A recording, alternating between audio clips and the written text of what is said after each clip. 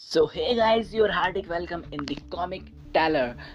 So in this episode we gonna tell you about the Eternals Part 2 यानी issue volume 3 के issue 2 के बारे में।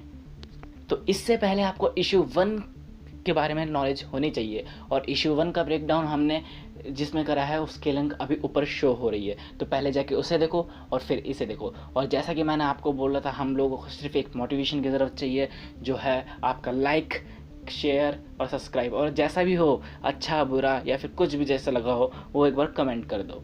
तो स्टार्ट करते हैं। तो प्रीवियसली हमने देखा था कि इका हैरिस यानी इकारिस को दो लोग हॉस्पिटल में आके उठा के लेके जाते हैं, और ये लोग होते नहीं, मतलब और कोई नहीं होते, ये बेसिकली होते हैं डेविएंट्स। सो अब आगे तो हम देख सकते हैं कि एका हैरिस को किसी एक कंटेनर में बंद कर रखा है, जो कि पानी से पूरा भरा पड़ा है, सांस लेने की भी जगह नहीं है। और दो बंदे फ़ोन पे बात कर रहे होते हैं और बात चल रही होती है कि जो हमने बॉम्ब से इसको, मतलब वो एक्सप्लोजन किया रहा था, उसकी वजह से इसको थोड़ी बहुत वो फॉल तो हुआ ये, पर ये मरा नहीं। तो वो बोलता है कि ये तो बहुत टाइम से फॉल हो रहा है, पर ये मर क्यों नहीं रहा। तो वो बोलता है हम रिसर्च कर रहे हैं सर, इसको हमने बहुत देर से पानी में डुबा के रखा है, पर ये कुछ नहीं हो रहा। इसका मतलब इसने पानी के अंदर भी सांस लेना सीख लिया है, और ये क्यों नहीं हो रहा, इसको हम समझ नहीं पा रहे। तो वो बोलता है कि अब तुम्हें कुछ और अच्छे से ट्राई करना चाहिए। तो हम देख सकते हैं कि ये वही बंदा होता है जो हॉस्पिटल में आया था और फ़ोन पर बात कर रहा होता है। तो वो बोलता है अब तुम क्या मुझे सजेस्ट करोगे, न्यूक्लियर वॉर। तो मैं न्यूक्लियर का यूज़ नहीं करता। तो वो बोलता है कि फिर एक एसिड बात कैसी रहेगी। तो फ़ोन से उधर से आवाज़ आएगी, हाँ ये काम कर सकता है। तो फिर वो बोलता है कि अगर एसिड काम नहीं आया तो हम इसको कंक्रीट और फ्रीवे में डंप करने की कोशिश करेंगे। तो वो बोलता है अगर उधर से आवाज़ आती है अगर ये फिर भी नहीं मरा तो तुम जानते हो कि क्या डिज़ास्टर है। तो ये बंदा बोलता है डिज़ास्टर होगा तुम्हारे लोगों के लिए, मेरे लोगों के लिए नहीं, बट हम जानते हैं कि अब क्या करना है हमें आगे। तो ये अपने बंदे को बोलता है कि हमें एसिड की ज़रूरत है। तो वो बोलता है कौन सा, नाइट्रिक, सल्फ्यूरिक, हाइड्रोलिक।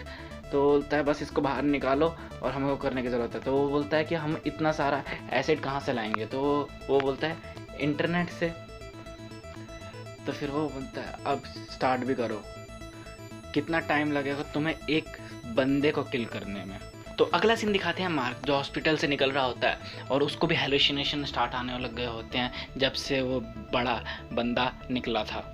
और ये इसने बहुत वो मन ही मन सोचता है कि मुझे भी हेलुसिनेशन आने लग गए हैं। और वो बोलता है कि हो सकता है कि मैं 28 घंटे से लगातार डबल शिफ्ट भी कर रहा हूँ, इसलिए ऐसा हो चुका है। मुझे बस नींद की ज़रूरत है, बहुत अच्छी स्लीप की ज़रूरत, कॉफ़ी, मुझे कॉफ़ी चाहिए। तो ये पहुँचता कॉफ़ी की शॉप पर और इसका क्लैश होता है सीधा सीरसिया से। और फिर ये दोनों बात करने लगते हैं ये कि ये मतलब हॉस्पिटल में जो जॉब वॉब करता है और ये एक बहुत बड़ी पार्टी अरेंज करवा रही है रशिया की, तभी इतने नाम अजीब अजीब से थे पार्टीज़ और जगहों के। और वो बोलता है कि तुमने कितनी पार्टीज़ करवा ली हैं। तो वो बोलता है किसी को बताना मत, बट ये मेरा पहला है। तो फिर इन दोनों के बीच ऐसी बातचीत होती है और वो इसको इनवाइट कर लेती है। और हाँ, इन लोगों को लग रहा था कि ये पहले भी मिल चुके हैं। तो अगला सीन शुरू होता है स्प्राइट का, वही बंदा जो छोटा है और एटर्नल्स है एक तरह का। तो एक विलमॉट नाम का बंदा इसका इंटरव्यू ले रहा होता है, और इंटरव्यू के दौरान वो कुछ ऐसी छोटी छोटी बातें पूछते हैं कि इतनी जल्दी आप एक बहुत बड़े इंटरनेट स्टार बन चुके हैं और बहुत ज़्यादा पॉपुलर हो चुके हैं, तो क्या आप एक न्यूयॉर्क में भी कॉन्सर्ट करेंगे। तो बोलता है कि हाँ मैंने ये भी सुना है, पर मैं कैलिफोर्निया लीव नहीं करना चाहता। तो बोलता है आप बेसिकली वहाँ पर रहते हैं सैन फ्रांसिस्को। वो बोलता है हाँ, ऐसी बातचीत चलती है। तो वो पूछता है कि मैं आपके पेरेंट्स के बारे में पूछ सकता हूँ। हाँ, वो कुछ बोलने वाला होता है, वो उससे पहले बोलता है कि आप अपने पेरेंट्स से लीगली सेपरेटेड हो चुके हैं। तो बोलता है हाँ, मेरे पास एक लॉयर है और एक मैनेजर है, मिमी, जो उसकी मिमी मैनेजर होती है। वो बोलता है कि देखो मैं बहुत अच्छे तरीके से जानता हूँ, फिर ऐसी बातचीत चलती है। तो वो बोलता है कि देखो मैं लीगली सेपरेटेड हो चुका हूँ, तो टॉपिक चेंज कर सकते हैं इस बात में, मतलब मुझे इस चीज़ के बारे में बात नहीं करनी है। तो वो बोलता है श्योर सर। और 5 साल लगे हैं मुझे इतनी मेहनत करने में। तो वो बोलता है हाँ सर, ऐसा लगता है कि आप कहीं से टपक पड़े हैं बस। तो मैंने सुना है कि आप अपनी करंट मूवी भी फिल्म कर रहे हैं। फिर इनमें बहुत सारी फालतू की बात होती हैं, कॉमिक के डिस्क्रिप्शन में आप वहाँ से पढ़ लेना। हम आगे कंटिन्यू करते हैं। तभी वहाँ पे आती है मिमी और जो बोलती है मुझे आप लोगों को डिस्टर्ब करने में प्रॉब्लम हो रही है, बट मिस्टर स्प्राइट का एक अभी बहुत जल्दी सेट पर जाने की ज़रूरत है। तो फिर वो वहाँ से लीव कर लेता है। तो बोलती है सॉरी स्प्राइट, मैंने उसको बोला था कि तुम अपने पेरेंट्स के बारे में बात नहीं कर सकते। तो वो बोलता है कि तो एक और पार्ट है क्या इसके साथ इंटरव्यू का? वो बोलती है नहीं। तो बोलता है ये सही है। तो अगला सीन दिखाते हैं हमारे मार्क करी का, जो है सामने बैठा है अपने सीनियर के।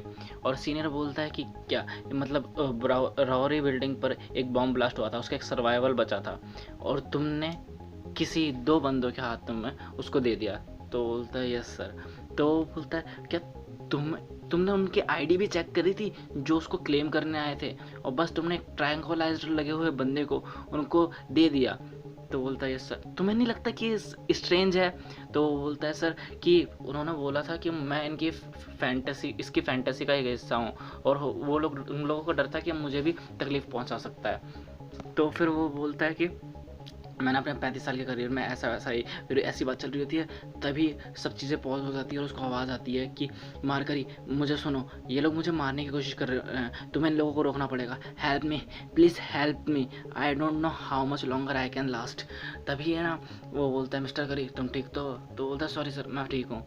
तो बोलता है तुम सस्पेंड किया जाते हो अपने इस काम के लिए और pending review of your academic records तक के लिए। तो और है ना एक जेंटलमैन आए हैं न्यूयॉर्क पुलिस से और वो तुमसे इस सीन के बारे में बातचीत करना चाहते हैं। तो मैंने उन पुलिस वालों को जितना भी था आज तक का वो सब कुछ बताया। वो मुझे मैन रूम में लेके गए, उन्होंने यूरिन सैंपल लिया और मेरे ड्राइविंग लाइसेंस की फ़ोटोकॉपी ली। मैंने उनको सब चीज़ बताया एक्सेप्टेड रियल रीज़न, कि वो हैरिस का रियल रीज़न क्या था। मैंने उन सबको ये नहीं बताया कि मुझे उसके ड्रीम आ रहे थे कि उसके डेविएंट्स के या स्पेस गॉड्स के, या फिर मैंने उसका ड्रीम करा था कि वो बोला था मुझे मेरी लाइफ सेव करो। ये सब क्या हो रहा था मैं उनको नहीं बता सकता था। वो सोचते कि ये मेरा इमेजिनेशन है और वो मुझे भी पागल घोषित कर देते। तो अगला सीन हमें दिखाते हैं सीरिसिया और इसकी फ्रेंड का। इनमें मतलब वही गर्ल्स टॉक, तो फालतू की बहुत सारी बातें होती हैं स्पाइडरमैन, कैप्टन अमेरिका या फिर इन सब चीज़ सुपर हीरोज़ को लेकर। #Girls talks, link in description, खुद पढ़ो। तो अगला सीन शुरू होता है एयर का हैरिस के बहुत ज़्यादा गंदे वाले टॉर्चर पे। ये लोग उसके ऊपर टॉर्चर कर रहे होते हैं। तभी एक आदमी बोलता है कि मेरी थ्योरी क्या कहती है कि इसके आसपास कुछ एनर्जी की लेयर है जो इसको बहुत ज़्यादा प्रैक्टिकली प्रोटेक्ट कर रही है किसी भी चीज़ से। जैसे कि हम इस पर प्रेशर अप्लाई कर रहे हैं या सडन फोर्स अप्लाई कर रहे हैं, तो वो कुछ अपने अंदर ऐसी चेंजेस ला रही है जिससे ये प्रोटेक्ट हो रहा है। और इंटरनल ऑर्गन्स के बारे में क्या, तो इंटरनल ऑर्गन्स में बहुत हाइपर सफिशिएंट है और जो सेल्फ रिपेयरिंग हो रहे हैं जब हम इसको फायर कर रहे हैं, लिक्विफाई कर रहे हैं। और हमने सोचा कि एसिड वर्क करेगा, ये कार क्रश वर्क करेगा, पर मानना पड़ेगा कि हम गलत हैं। बट अब बस एक ही चीज़ है जो कर सकते हैं, इसको साइक्लोट्रॉन में डालना चाहिए और इसको आयन में कन्वर्ट कर देना चाहिए। अगर ब्लास्ट काम नहीं करा इसके ऊपर तो ब्लास्ट इनटू आयरन, इलेक्ट्रॉन में काम करना है मतलब करेगा। और हाँ, अगर इसके बाद भी अगर ये बच गया तो हमें समझ जाना चाहिए कि ये मरने के लिए नहीं बना। चलो देखते हैं। अगला सीन शुरू होता है मार्क करी की तरफ, तो अपना मुंह धो रहा है। मुंह धोते धोते उसकी आँख चमक जाती है और वो चौंक जाता है। और तभी फ़ोन पे वो बोलता है हाँ मुझे याद है, तुम मुझे याद हो, हाँ पार्टी में आना था। तो फिर वो बोलता है नहीं, मुझे डॉक्टर के मतलब अब डॉक्टर का काम नहीं है, डॉक्टर ने मुझे ऑर्डर दिया है कि घर पे रहो, मतलब जो भी है। तो मैंने उनसे छुट्टी ले ली है और हाँ तुम मुझे ईमेल्स कर दो डिटेल के लिए। तभी उसके पास आवाज़ आती है Mercury save me, find me, save me, find me, save me. और ये बहुत ज़्यादा चिढ़ जाता है और बोलता है मेरे दिमाग से बाहर निकलो। तो अगला सीन शिफ्ट होता है पार्टी पैलेस में, और इस जगह का नाम नहीं लूँगा, बहुत तगड़ा नाम है, रशिया में नाम है, जीवन पे चल जाती है।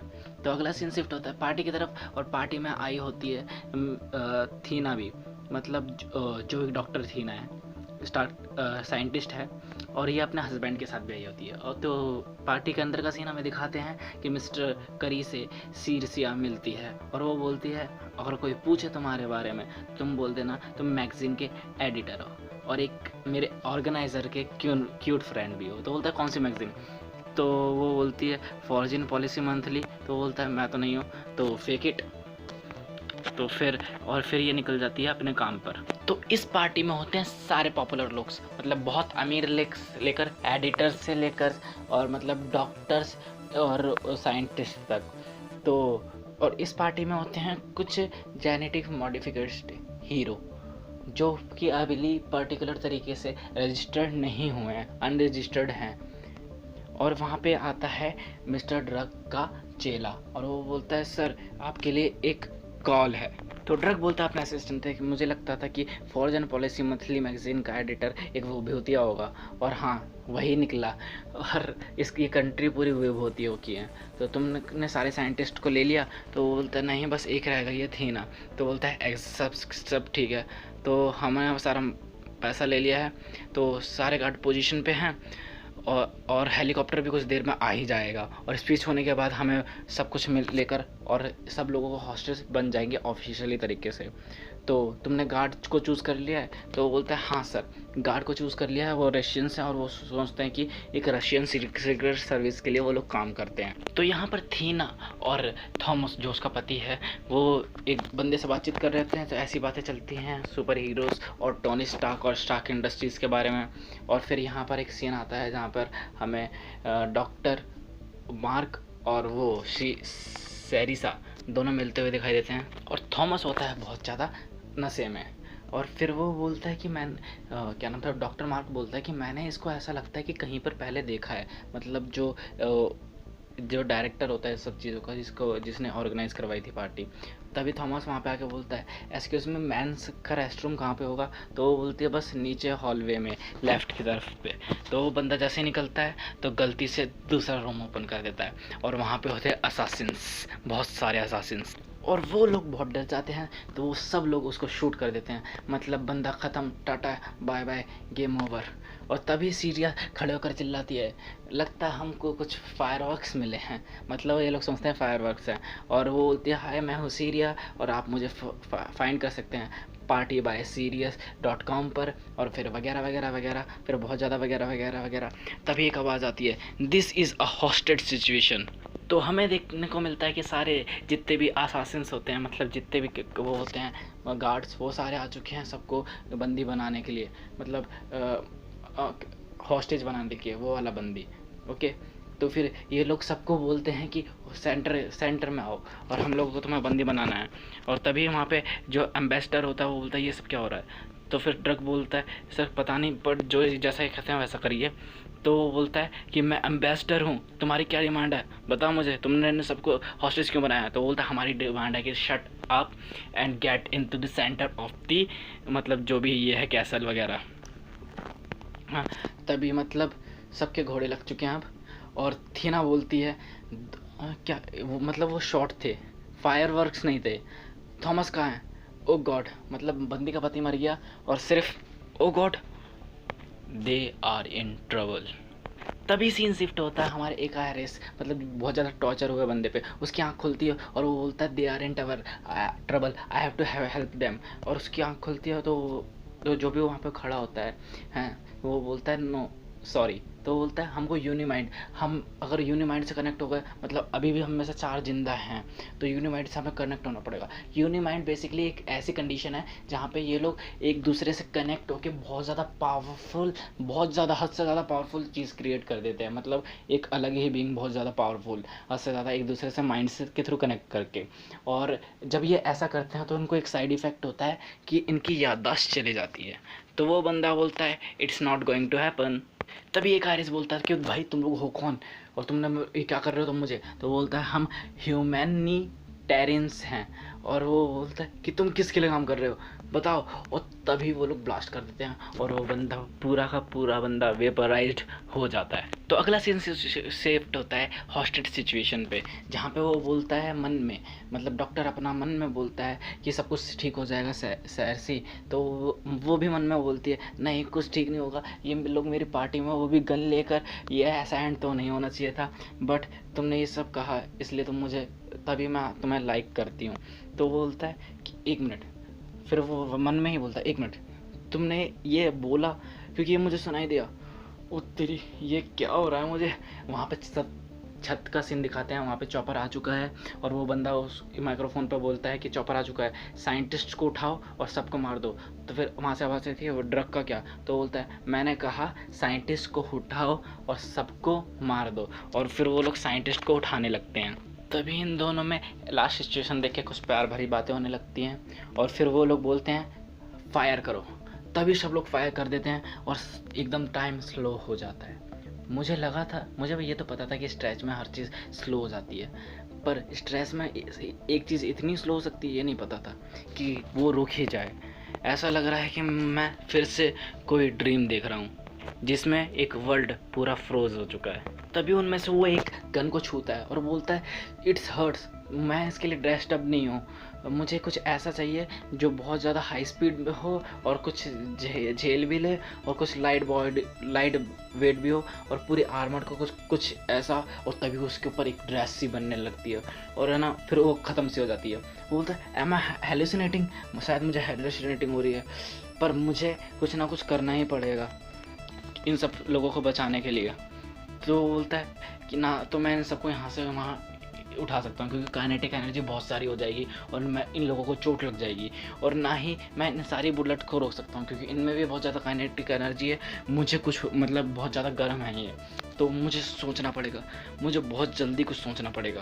तभी ऊपर चॉपर के पास से एक बंदा बोलता है do it, kill them all too soon, damn it all happening too soon. तो इसी के साथ ख़त्म होता है ये वाला इशू। तो अगले इशू के लिए बस स्टे कनेक्टेड विद अस। तो यार बहुत ज़्यादा मुश्किल लगती है, पूरा एक दो मतलब बहुत ज़्यादा टाइम लग जाता है यार इस सब को रिकॉर्डिंग करने के लिए, और ऐसे हमें कंटिन्यू रखने के लिए सब मोटिवेशन चाहिए, और मोटिवेशन के लिए आप जानते क्या करना है, और ऐसी ही मतलब वीडियोज़ के लिए आगे हमसे कनेक्ट रहने के लिए या फिर ऐसी कॉमिक्स पढ़ने के लिए और सुनने के लिए बस कनेक्ट रहो चैनल्स के साथ, और नीचे इस कॉमिक की डिस्क्रिप्शन में लिंक है, तो खुद भी जाके पढ़ो कॉमिक्स जहर, और हाँ लाइक करो, शेयर करो, सब्सक्राइब करो, और जितने ज़्यादा लोग होंगे उतना ज़्यादा मज़ा आएगा। जो जस्ट